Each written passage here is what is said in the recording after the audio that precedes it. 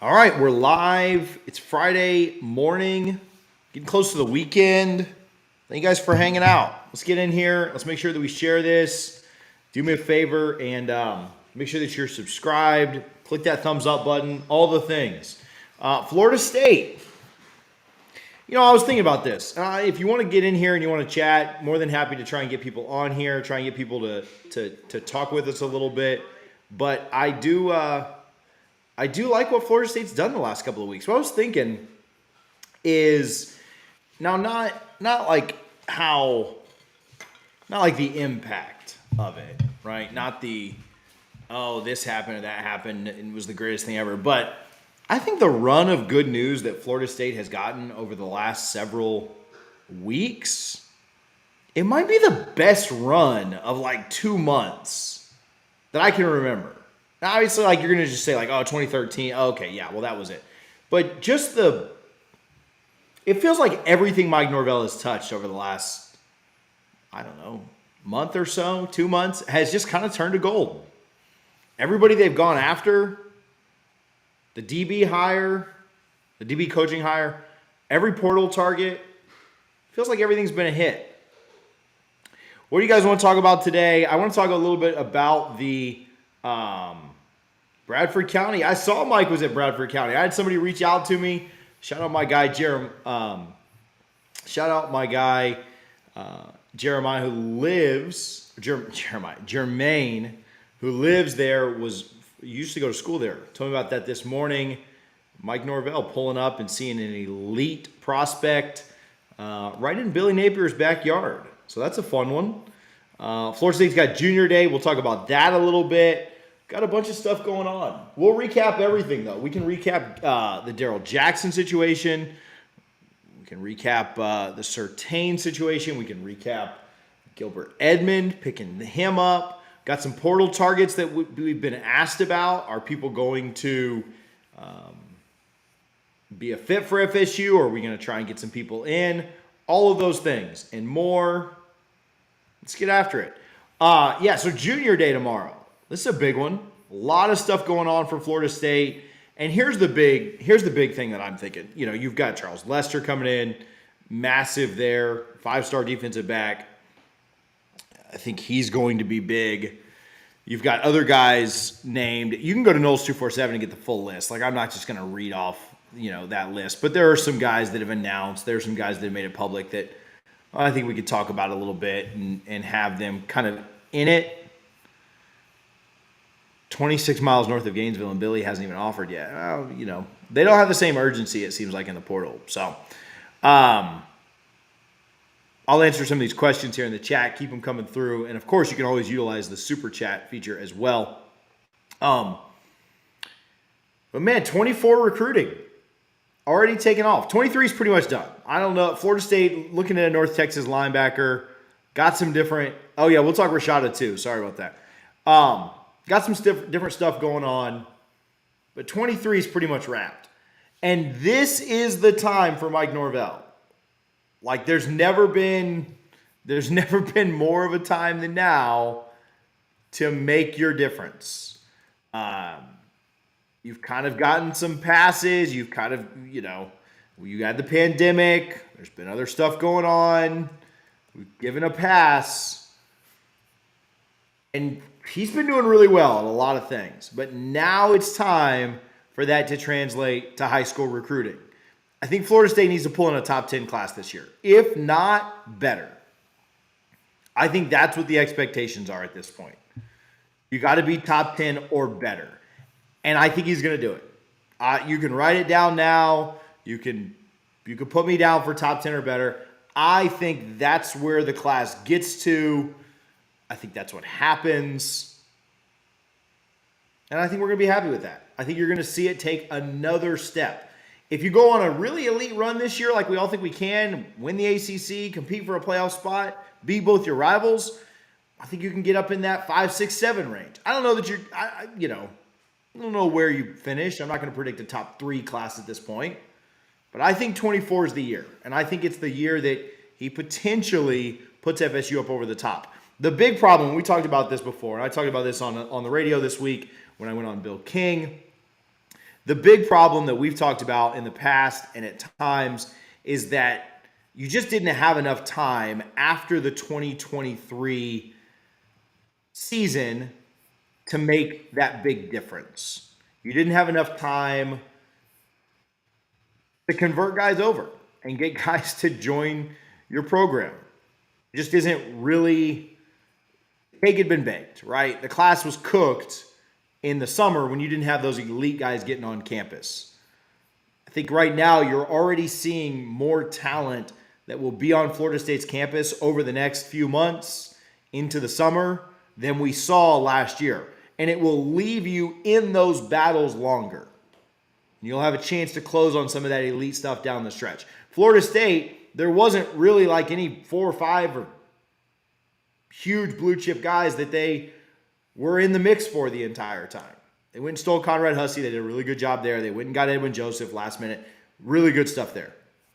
They need to be in those battles with the elites of college football. Not fighting against the Gators, not fighting against Penn State. They need to be in those battles with the elites. And this year should be the year to do that. We'll see kind of how it goes. We'll see what happens. A lot to be determined between now and there. But Mike's got more momentum right now than he's ever had as far as recruiting goes.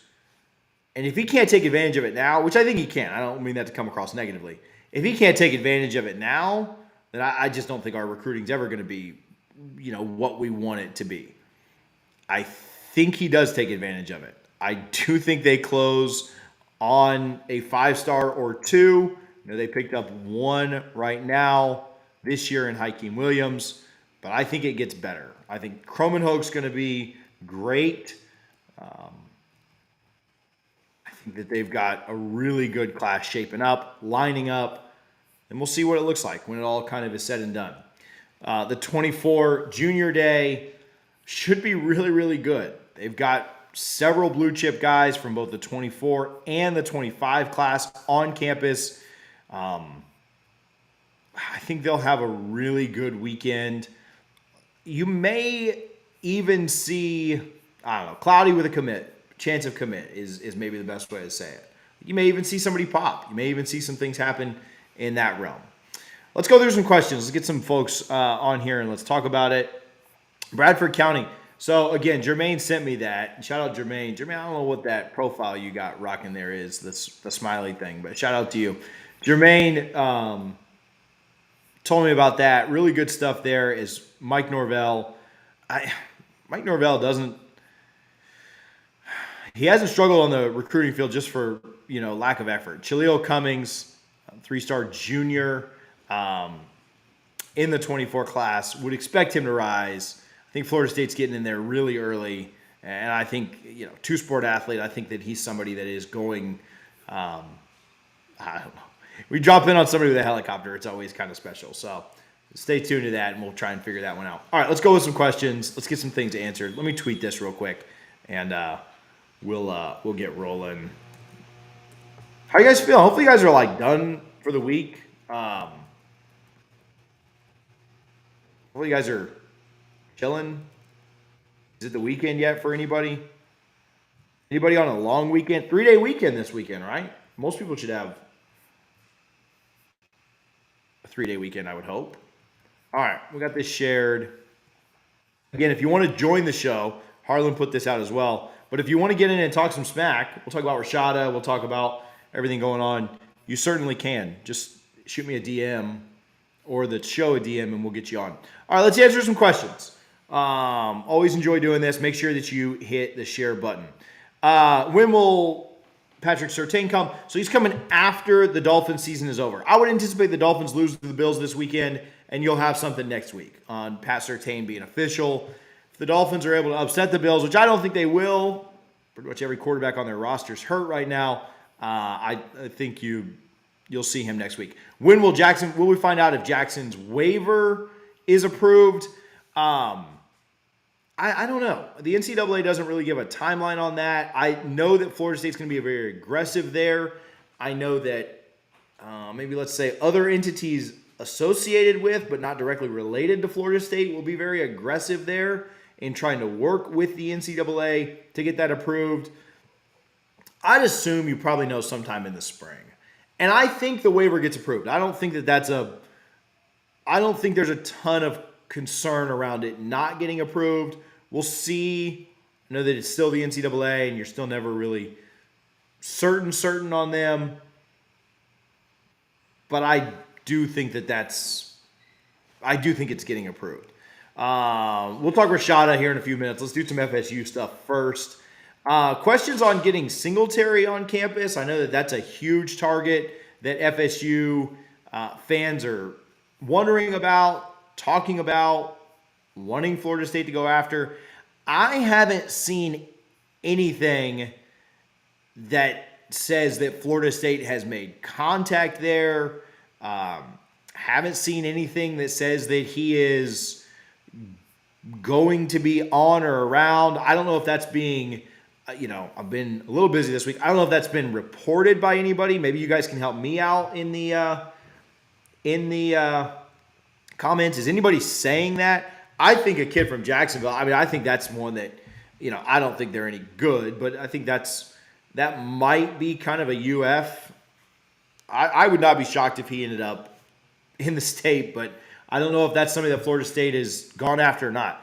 If you guys are seeing that reported somewhere, let me know and let's talk about it. NCAA changing the waiver rule affect Jackson since he transferred. So we talked about the waiver rule a little bit. I don't know that it's going to. The NCAA, I think, mostly changed that rule so that they could have more like attorney's fees and stuff like that, so that people would like challenge rules and stuff like that. I don't know if that really affects it or not. I think that Harlan, I just turned you down a little bit. I muted you because you were distracting me. But I don't know if the rule changes much. I think it's still kind of the same idea around a lot of it. 3-day weekends every week, very good. Awful whole week. Rain this morning, took the day off. What are odds on the Georgia DB? I know. I mean, if they offer him, you got like FSU's chances anytime. But I don't know that that's a target just yet. His girlfriend transferred to FAMU. I feel like that seems good. Linebacker, yeah. So somebody asked about this. I think linebacker is a position of need. I think you're really good at your top line linebacker right now. I don't really like, outside of that, you're really young. I think linebacker is something that Florida State absolutely needs to go and hit hard. For depth, I like Tatum. I love Kalen. I like what Lundy's brought. I like Gant. I like the young guys. I like Ward. I like Blake. But you just don't have a lot of experience depth. And so if you could pull in a linebacker transfer, I think the Noles would be thrilled with that. All right, let's talk Rashada a little bit. This is – hey, don't worry about that, Vince. The Rashada situation is one of the most interesting – I don't know that I've ever seen anything like this Rashada situation, just for what it's worth. I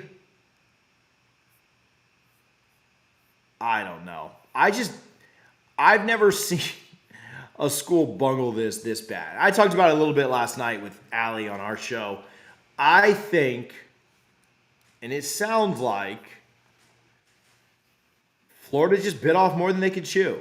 And they don't have – it's crazy right now that I don't know that Florida doesn't have the NIL funds. Like, I think somebody at Florida has the NIL funds to get Rashada in. The big problem is that it's a lot of money.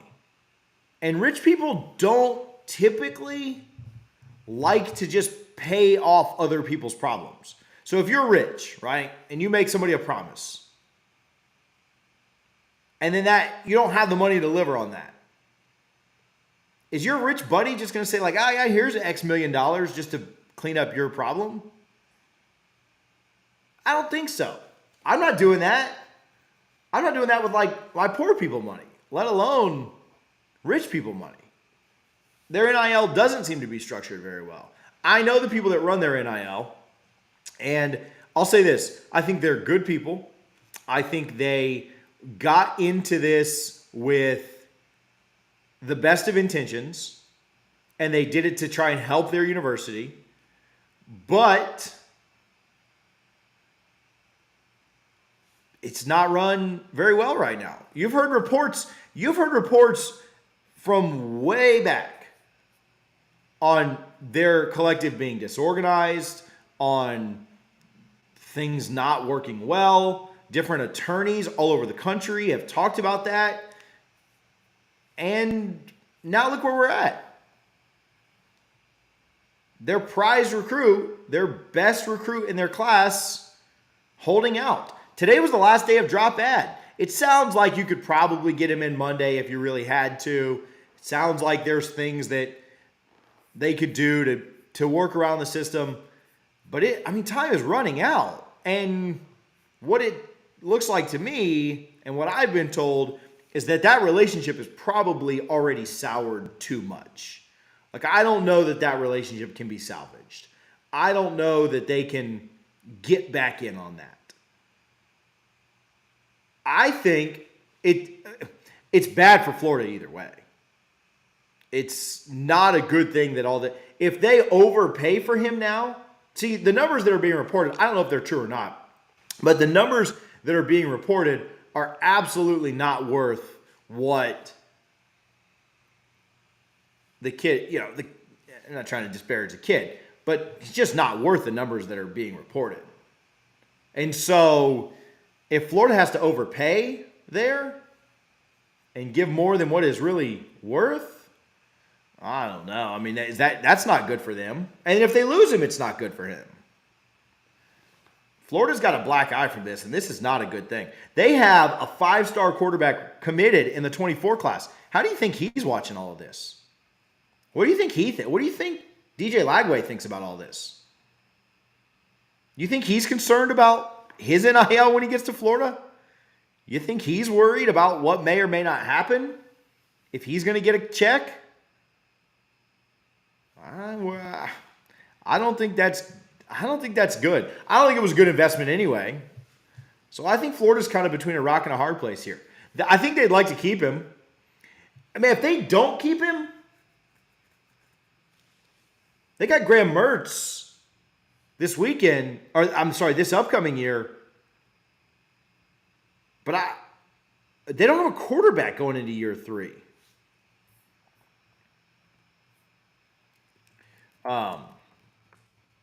Billy C.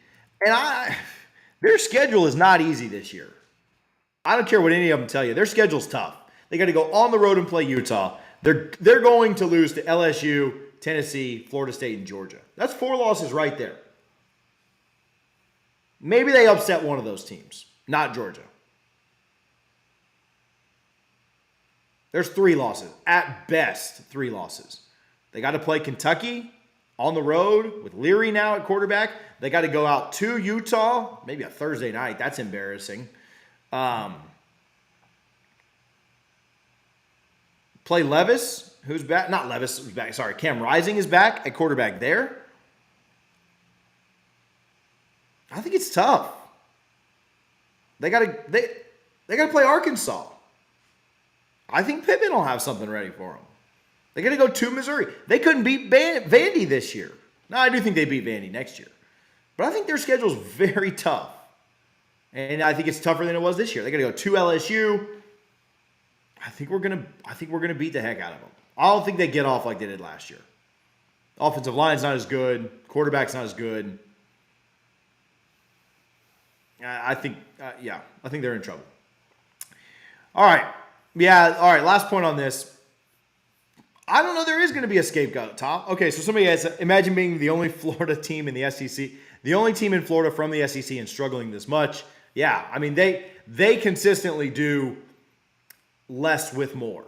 Florida had the 12th, or I think it was 13th or 14th ranked team as far as talent goes last year. Like if you look at the 247 ratings, look at the amount of talent on the roster, they were like 13, 14. They won 6 games. That's terrible. That's really bad. Who's the scapegoat? This is a good question. Who's the scapegoat Is it Billy, the collective, or the kid? All right, so I don't think this is Billy Napier's fault. I'll say that. I do not think that this is Billy Napier's fault at all. I don't think that he has done anything wrong here, that he's screwed anything up. I don't think that it's Napier's fault. I do think a lot of this falls on the collective. I don't think it's the kid's fault. I don't know if you guys watch Josh Pate, but I don't think it's his fault. I think the kid is wanting the money that he was promised. I think it's on their NIL. I don't know if it's on the collective. I don't know if it's on the donors that maybe pledged money but then didn't pay it up. But it's on the NIL. Like, this isn't Napier's fault. Napier recruited the kid. Napier got the kid to commit. The NIL is supposed to take over and pay what they're supposed to pay. The only way that this is the kid's fault or the family's fault or the camp's fault is if they're all of a sudden then upping the price, asking for more, trying to get more out of the NIL than they were, right? Oh, we said 10, but we want 13 or we're not. That's not what we're hearing. That's not what anybody's saying. Pate's not saying that. The Gator insiders aren't saying that. This is on the collective or the NIL. Like, again, if the collective did their job and raised the money on pledges, but then the pledges didn't come through, it's hard for me to blame the collective there. But yeah, this isn't on the kid. This isn't on Napier. All right, what else? What else did we say we talk about a little bit? A DB coach, Pat Surtain, we put out a video yesterday. Or not yesterday, a couple of days ago. We put out a video on Pat Surtain. I want to know what you guys' thoughts are on that. Leave me a comment right now. Let me know what your thoughts are on Pat Surtain. I love the hire. Some people loved it. Some people thought it wasn't the best hire. I don't know. It's tough for me to say what is a best hire available, what's not. I don't know who else Mike Norvell was considering. I don't know who else was really available. I mean, you want to go steal Alabama's defensive backs coach. I mean, like, let's be realistic. Like, who's truly like a best hire available? I don't know. I think you hit on a lot of things here. You hit on an 11-year NFL vet. You hit on a guy that is an absolute technician when it comes to developing. I think it's remarkable what you're going to see. And Florida State's roster has not been devoid of talent in the DB room. There has been a good amount of talent. The big problem that I've seen, the big problem we've all seen, we've just not developed it. We've not seen guys take that next step. Akeem Dent was a 5-star. We've got talent in here. And it's not the talent of Derwin and Jalen and all that. I get that. But there's talent here. It's just not being developed the way it needs to be. He's got great connections in South Florida. Jody brings up a great point. Great connections in South Florida. A couple of state championships. He's put guys into not only Division I football, but the NFL. His son, namely. You're not a high school coach that wins state championships and puts guys into the league, and you're not developing guys. Development, to me, I think recruiting is the lifeblood of any organization. I understand that. Developing guys and getting them to play their full potential, being in good conjunction, coordination with the defensive coordinator, the offensive, the head coach, being on the same page as the defensive line coaches and the linebackers coaches, and everything running as one unit is huge for defensive backs. Florida State getting better up front in their linebacking core is also going to help that. But recruiting is big. But if Florida State's winning 9, 10, 11 games a year, recruiting will take care of itself. Like, there is no, and then if you're obviously winning more than that, it's just going to get better. But Florida State recruits itself. There's no doubt about it. Look at the teams that win games. Look at the teams that recruit well. They're the same teams every year. You win more, you get more guys. You have an investment on the NIL level, you're going to get it. What was the question that I may have missed here, Harlan? Oh, okay. Name the only left-handed quarterback since 2000, not naming Hornibrook. Only left-handed quarterback since 2000. Only left-handed quarterback since 2000. Only left-handed quarterback since 2000. Was McPherson left-handed? Adrian McPherson. We got games going on in the chat now. Look how you guys are doing me. Now he was right-handed. Only left-handed. Or maybe Golson? Was Golson left-handed? No, Golson was right-handed too. I don't know. I don't have a. Was Everett Golson left-handed? I'm trying to think about that pitch to Dalvin there. Now he was right-handed too. Was it Bailey Hockman? That it? Harlan, I'm about to split the $2 with you if that's the case. Bro, I don't know why we're doing this left-handed quarterback thing. Everybody just left the chat. All right, what were we talking about? Bailey Hockman? Is that it? Anyway, this is too much, bro. What is this left-handed question thing? I love the hire. I think it's phenomenal for FSU. I think Florida State, I think he will recruit really well. I don't worry about that at all. I think the South Florida connections, I think the fact that he's an NFL All-Pro and Pro Bowler, he's not a proven recruiter. Okay, great. Let's roll. Let's see what it looks like. I think he's going to be phenomenal. The Dexter Jackson, speaking of another All-Pro, the Darrell Jackson thing seems to be, now Everett was right-handed. I just looked at a picture of him throwing the ball. He's definitely right-handed. The Darrell Jackson thing being over is nice. It was nice to stuff Miami back into a locker there. We talked about Everett was left-handed. Well, these pictures on Google are wrong then.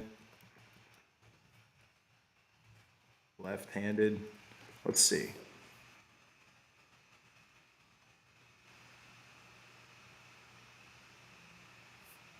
No, I don't think so, bro. He's got the ball in his right hand on all these pictures. Oh, no, maybe he is left-handed. Oh, yeah, it was Golson. Yeah, you're right. All right, Mark, you win. All right, send that $2 in because I guessed that early. You're right, man. Why are we doing this? This is the dumbest segment we ever had. All right, Jackson's in. Good to go there. Think the waiver looks good. I think the Gilber Edmond pickup is probably one of the... It's underrated for sure. How's On3 rank Gilber Edmond? On3 top transfers. Let's look at that. Gilber Edmond is a scary good pickup for the Noles. And I'll tell you why. I'll tell you why after I give a little bit of love. I can't believe I'm doing this late in the show. Everybody left the chat to find out who was left-handed. Hey, $2 for Michael Davis. Let's go. Touchdown, Florida State. Touchdown, FSU. I love it. Shout out Michael Davis. Thanks, man. We don't get very many super chats. Hey, Harlan, on that brand thing, can you change the primary color on that to be the FSU Hex? FSU Hex Garnet. I can do it real quick, too. GuardianGold.com. You can use code NOSLAW, NOSLAW. Get 15% off your order. Make sure you're shopping at GuardianGold.com. Again, NOSLAW, NOSLAW. You guys are FSU fans. You're shopping at Garnet & Gold. You're there anyway. You're buying FSU gear.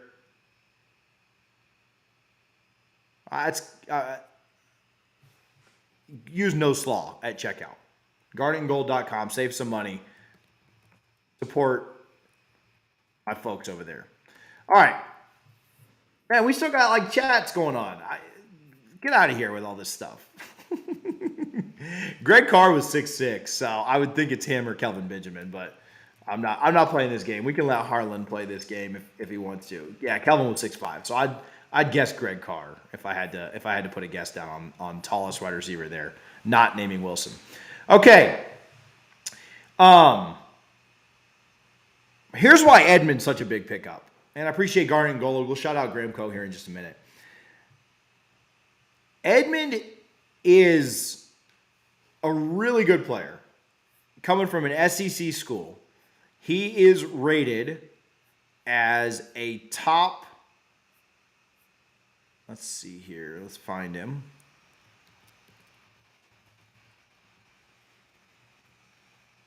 Rated as one of the better transfers to come out of the SEC.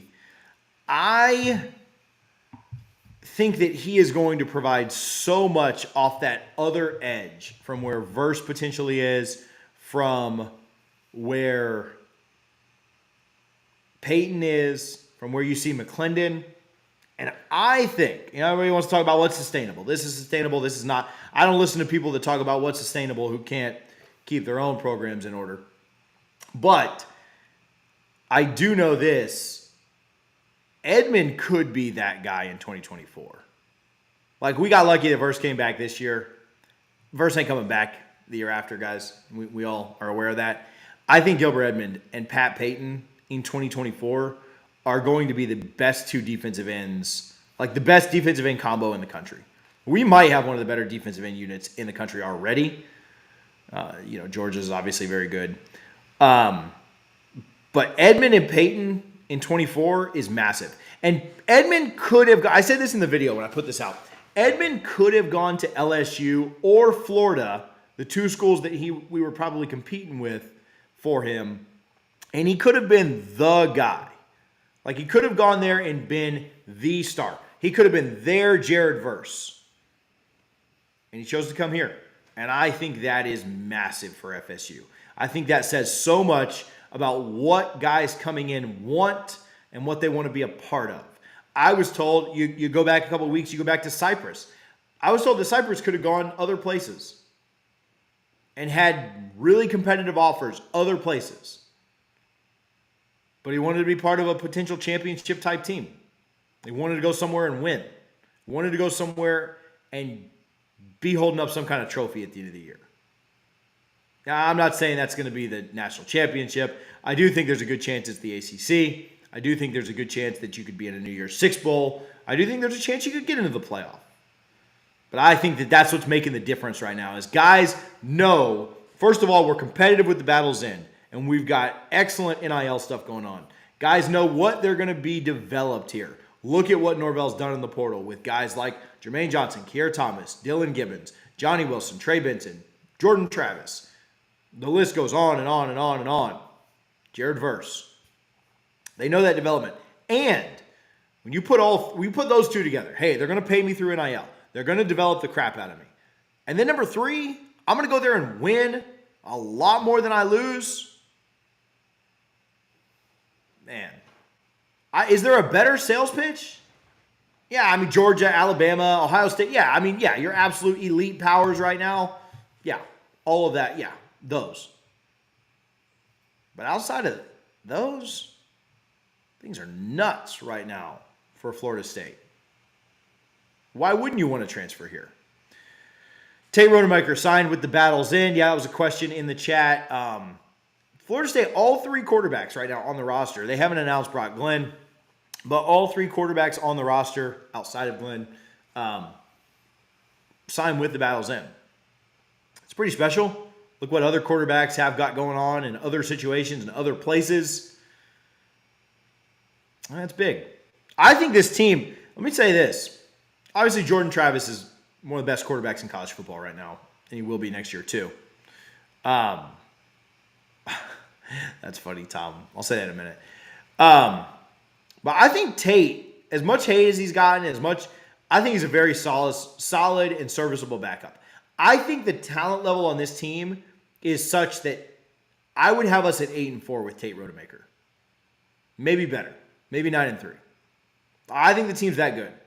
I think if Jordan was to get banged up, like you saw against Louisville, there's a miss a game here or there. Now, if that game was Clemson, probably going to be pretty tough. Jordan was to miss a game, get banged up, something was to happen. I like Tate a lot. Another year in the system, another year buying in. I love his mindset too. I love his mentality. Tate could have gone somewhere else, lower level, and started. I'm just telling you. He could have. I don't think he's going to Power 5 and starting. But I think he could have gone somewhere and started. I think he could have gone to BC and started. I think he could have gone to Syracuse and started. I think he could have certainly gone to like an AAC or something. I think getting Tate to come back. I think he could have gone to Gainesville and competed for that job. Graham Mertz is not good. I think that having a guy like Tate who has bought in, stayed with it, stayed with the program. Tate was behind Chubba, remember? Tate stayed around. I think that says a lot about this program, this culture. It says a lot about the Battle's End. Shout out to those folks, Ingram and the gang. I think it's big. Go ahead. Touchdown, Florida State! Touchdown, FSU! We're talking about Singletary. We've talked about him a little bit, but I'll give a quick recap. There's some sources going on in the chat that say that his girlfriend transferred to FAMU.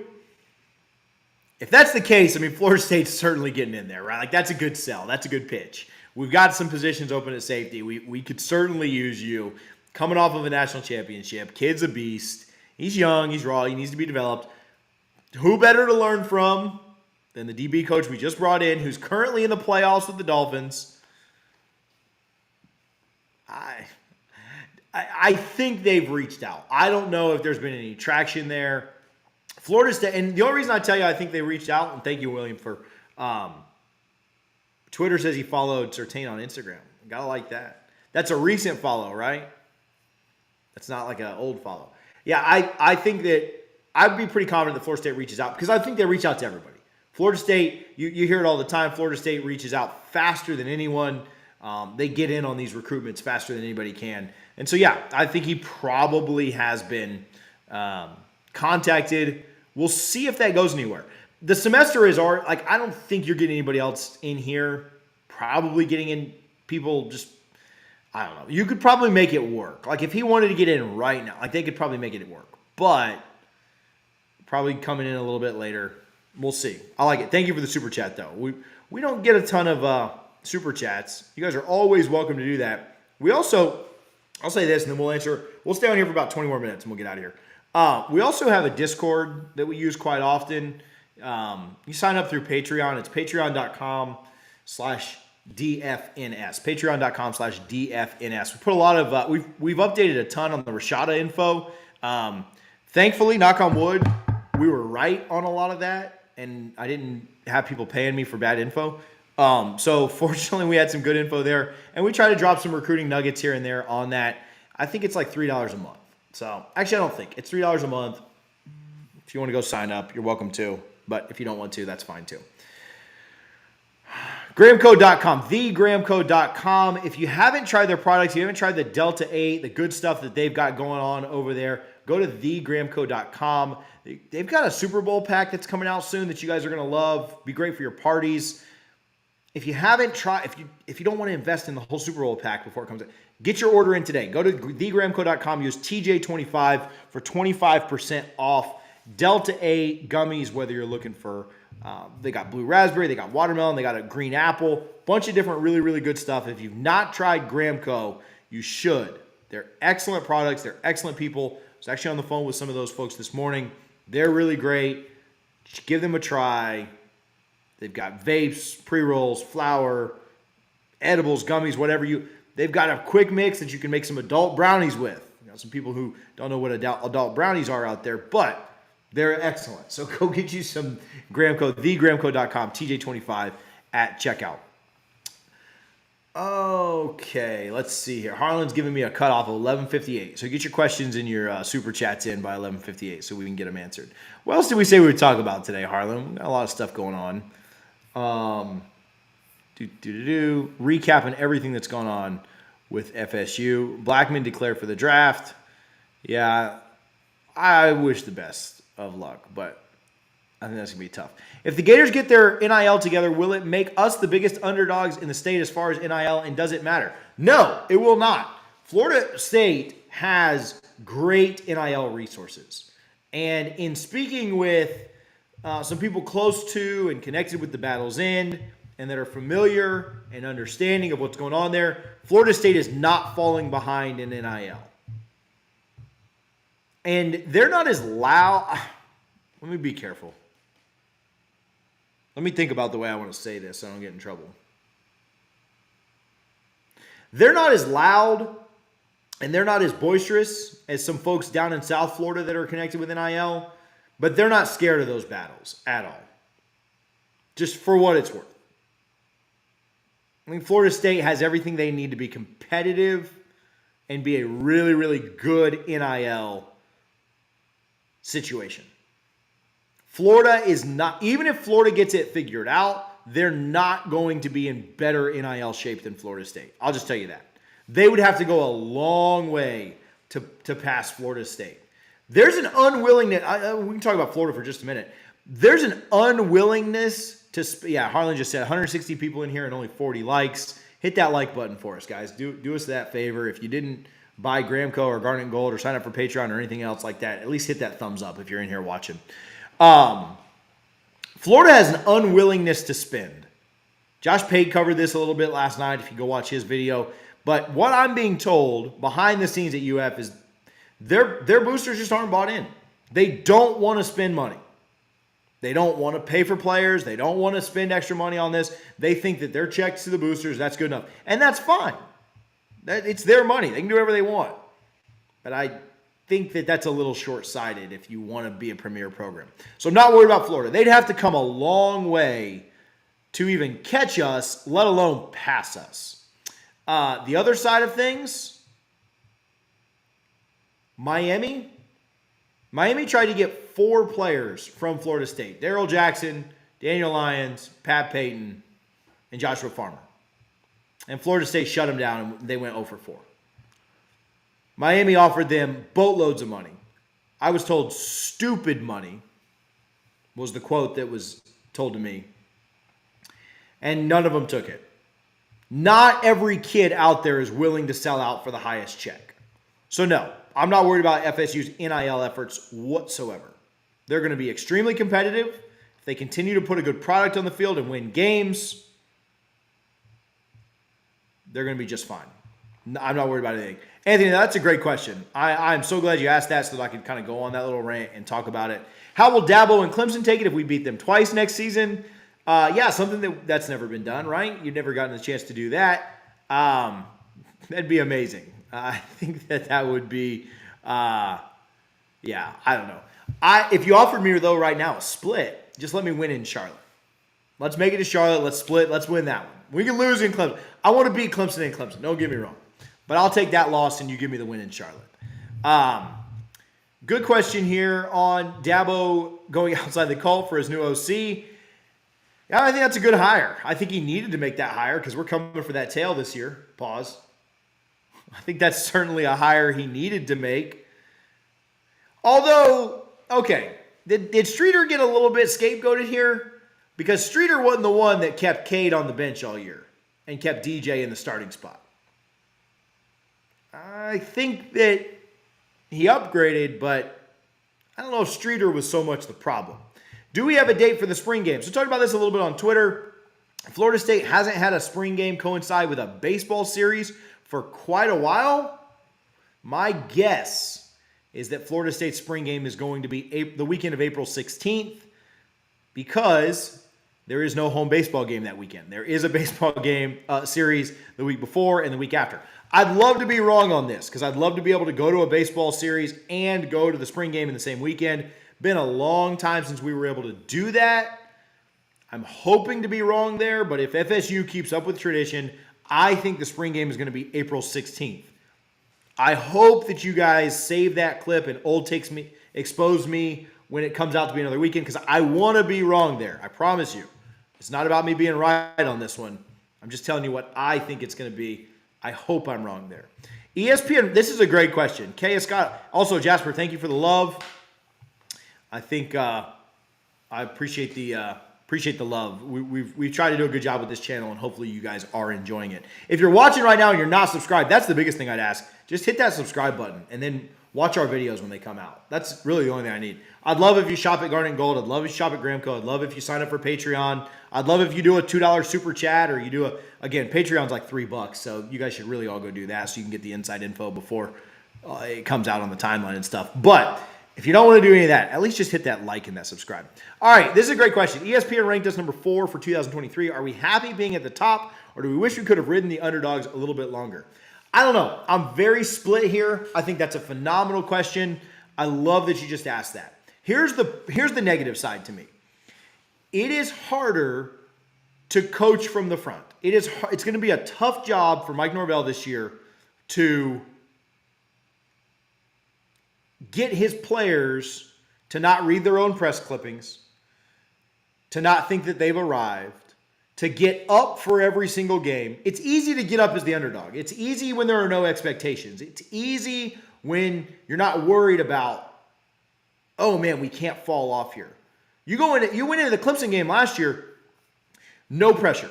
No pressure on Florida State in the Clemson game at all. You were already out of the ACC because you'd lost the 2 weeks before. You were an underdog at home. Clemson was supposed to beat you. If you lose that game, you're upset because you don't want to lose, but no big deal. No pressure at all. There's going to be pressure this year. And I know it's on the road, and Clemson might be a slight favorite, but there's pressure. And there's going to be pressure every single week to retain the Florida State. How many games did Florida State play as a ranked team this year? Well, Wake Forest was one. I think they were ranked again after Miami. And so then you had 3 more ranked games for the rest of the year. You're going to play 12 ranked games next year, unless things go way off the rails. There's going to be pressure every week. You're going to be favored against LSU this time. You're not the underdog. You don't get to play up and hype up it's us against the world mentality. So that's the negative side. How does Mike Norvell coach? Because for the first 3 years, Mike Norvell's been an underdog, and he's done a great job coaching there. What's tough is how does he coach as a favorite? Here's the pro. Here's the plus side of being ranked high to start the year. First of all, you control your own destiny. Anything you want to get to, you control. Florida State starts in the top 4, you win out, you're in. Now, if Florida State starts in the top 20, they win out and they're in. But you control your own destiny. Number 2, it's great for recruiting. I think it's phenomenal for recruiting. Hey guys, 2024 class, 2025 class, we've been telling you guys since you were freshmen and sophomores in high school, this is where we're building to. And look at it. 3 years in, we did it. We got to what we wanted. We wanted the national recognition. We wanted people to think we were a top 5 program in the country. And boom, they did it. We're there. Not that we've arrived. Not that Florida State's back. You need to win. You need to back it up on the field. But I think it's great for recruiting. Hey guys, remember how we told you we were building towards something? Well, everybody else is starting to see it too. Do you want to come be part of it? Do you want to come be part of what's going on here? It's great for recruiting. Number 3, it's great for the team. You think it's discouraging for guys? You think it was discouraging for the guys when they got ranked against Wake Forest and then lost 3 straight games and weren't ranked anymore? As exciting as it is to be back in the polls and ranked, it shows the team that same proof of concept. It shows the team, listen guys, we told you since we recruited you, we told you the first 2 years when things were not good, when we won 3 and 5, we told you this day was coming and it's here. Now it's time for you guys to go out and capitalize on it. And number 4, I think it's great for the boosters and it's great for NIL. There is so much excitement around what Florida State is doing, around what's going on in Tallahassee, that season tickets are going, the boosters are getting new signups, and people are completely and utterly supportive of FSU's NIL efforts. Battle's End isn't even asking for money right now, and people are begging for a way to give to Battle's End. So it's good for a lot of things. I would love to still be the underdog in some situations, but I think there's pros and cons to it. And I think that as many cons as you can come up with, you can come up with that many pros for it as well.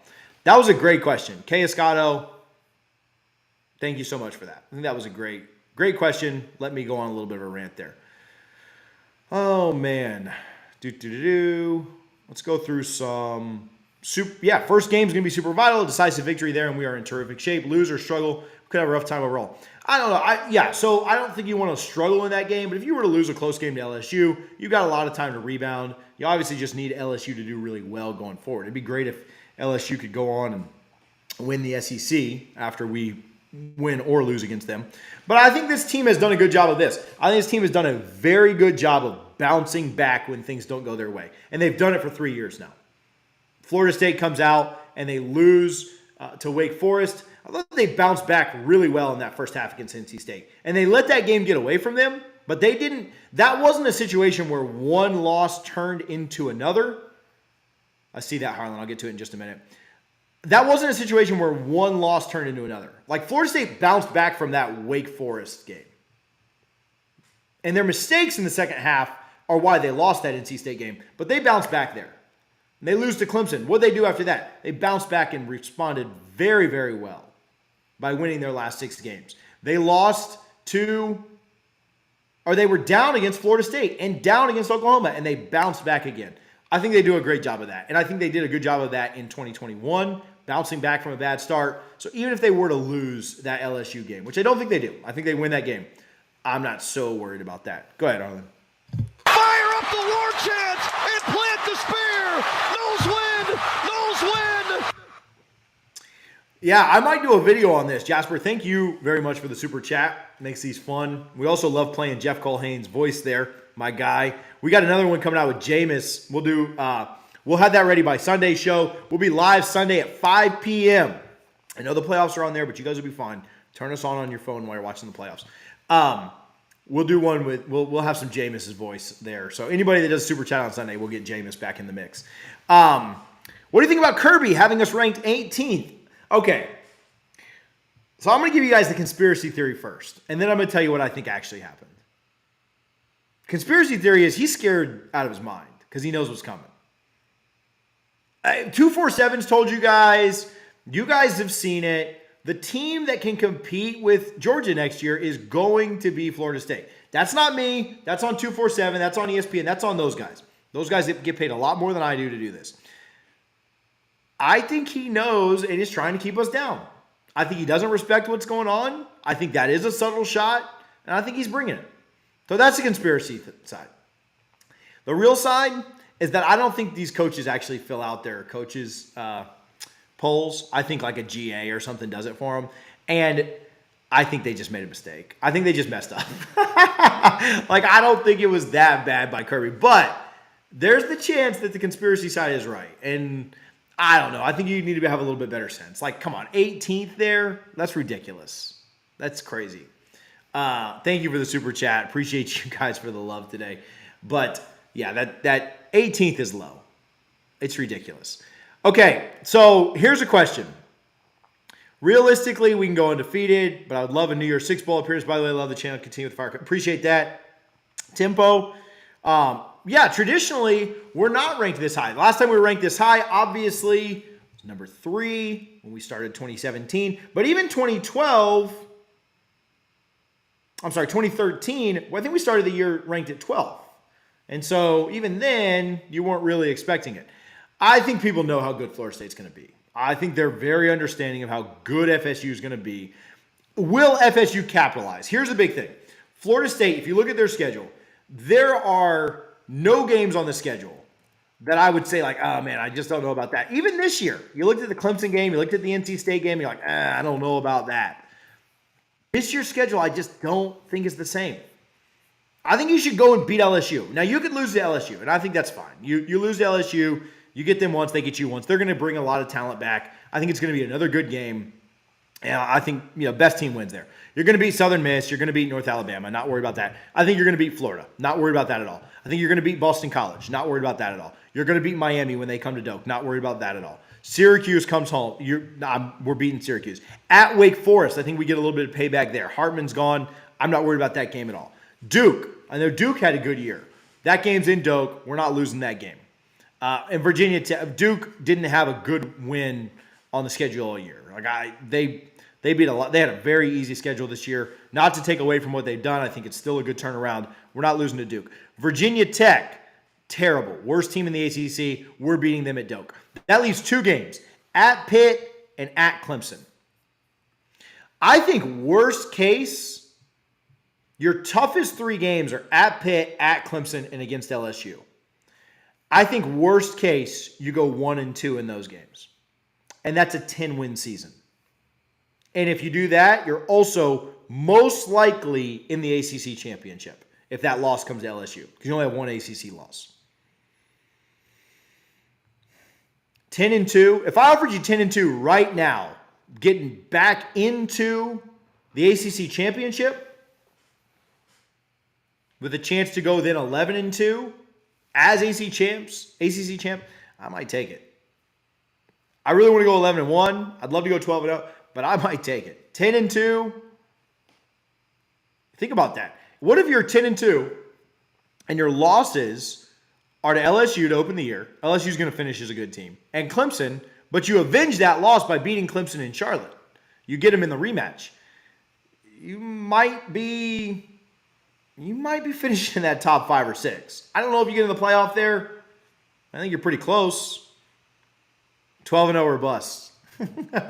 That's amazing. Yeah, I looked up. I saw 12th in one poll. I saw 11th in another. I saw 13th in the third one. So, double boy, I see that. We'll see. I think that Florida State, I think people know how good they're going to be. I think people are excited about how good they're going to be. Here, I'll put this in here, you guys. We have, and there's one of these that's, we'll put this in. You guys can check it out. Patreon.com/DFNS. It's $3 to join. You get into the Discord where we're talking about the Rashada stuff right now. We're talking about the different guys that are going to be on campus this weekend. Go check it out. Come hang out with us off the channel as well. But appreciate you guys a ton for hanging out. We're going to run. Shout out Gramco. Shout out Garnet and Gold. Appreciate the sponsors. Appreciate the support. Thank you guys for the super chats. Sunday at 5 p.m. We'll be back. We'll be talking FSU. We'll recap Junior Day. Thank you guys for hanging out. Talk to you guys soon. Go Noles.